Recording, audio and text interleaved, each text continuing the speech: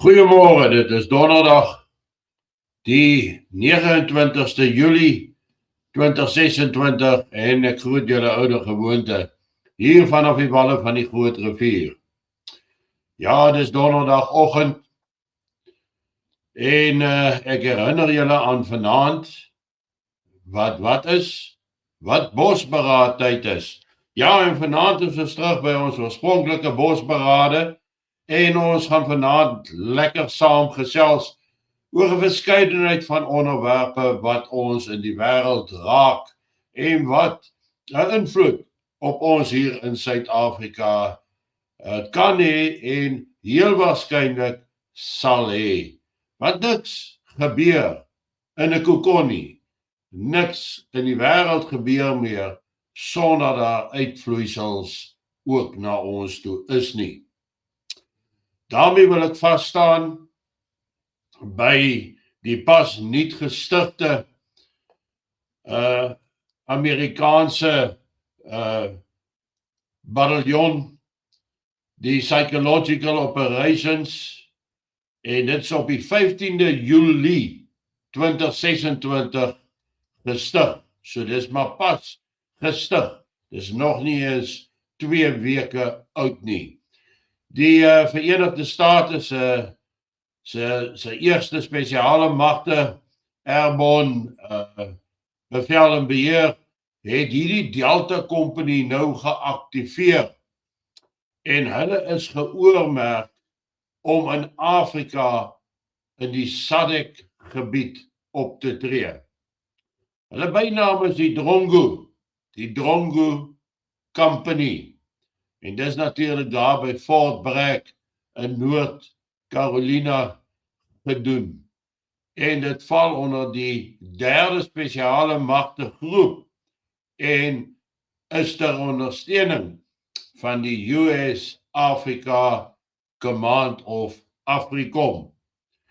Nou, hierdie bynaam Drongo kom van 'n voeltjie in Afrika af, 'n klein voeltjie wat eintlik sy vyande mislei. Want hy maak ander voëls en ander diere na om sy eie vyande af te skrik. Want hy is klein en kan homself nie eintlik beskerm nie, behalwe deur afskrik, deur beïnvloeding. En dis eintlik net mooi daar waar hierdie sielkundige oorlogvoering dan 'n houvas kry. Geen beter begrip bestaan daaroor nie. Met ander woorde, hierdie klein voeltjie maak die valse geluide wat dan sy vyande afskrik, en sodoende bly hy met valse geluide wat hy maak, bly hy sy vyand beïnvloed. Nou mense, dis nie eintlik 'n verrassing dat hierdie spesiale bataljon gestig is met die doel om op die SADC lande te fokus nie.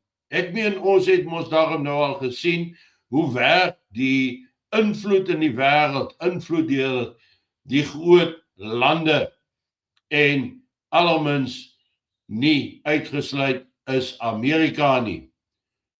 Ons weet dat Suid-Afrika gewaarsku is dat daar 'n verandering moet kom in beleidsrigtings, 'n verskeidenheid. Ek gaan nie nou weer daarop vashak nie, maar in kort gaan dit oor BEE, dit gaan oor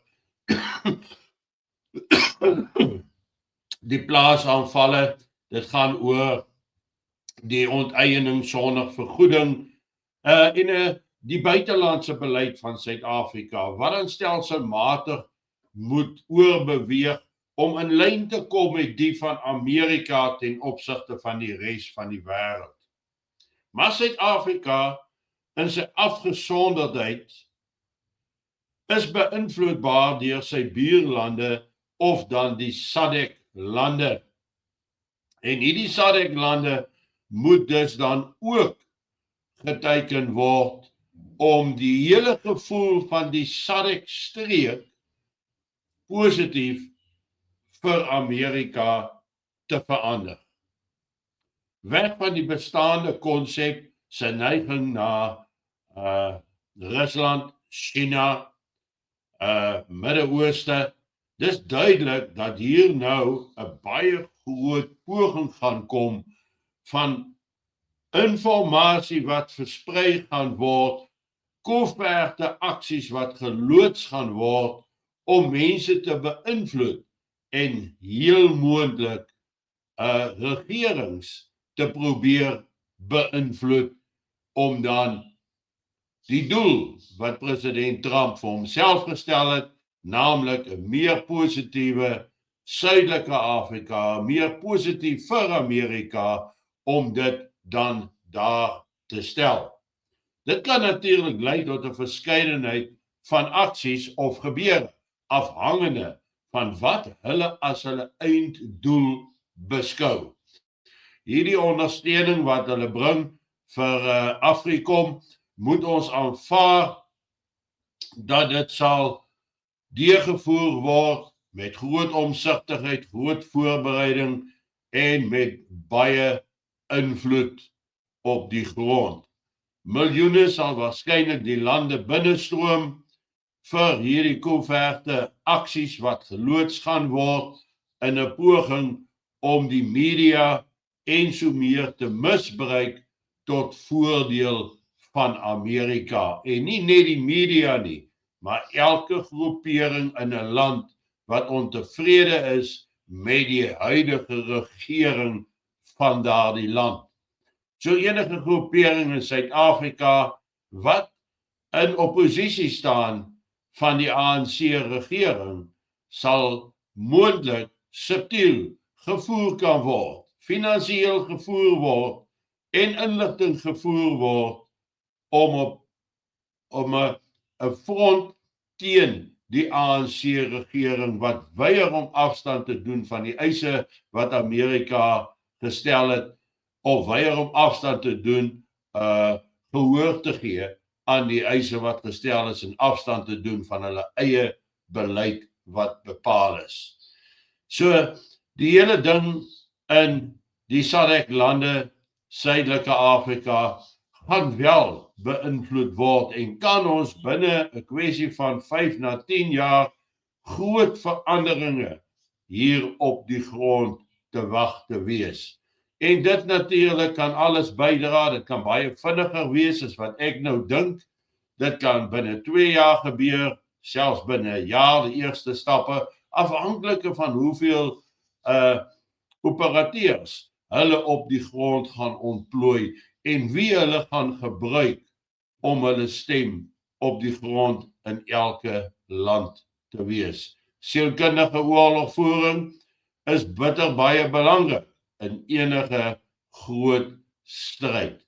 En hier gaan dit weer eens oor die gesindheid van mense in 'n bepaalde gebied, 'n bepaalde streek.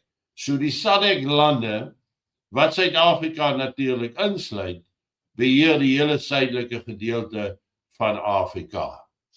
Met ander woorde, hierdie sielkundige bataljon kan ook gebruik word, hierdie Drongo Company kan ook gebruik word om die hele gebied se gesindheid positief te swaai vir Amerika.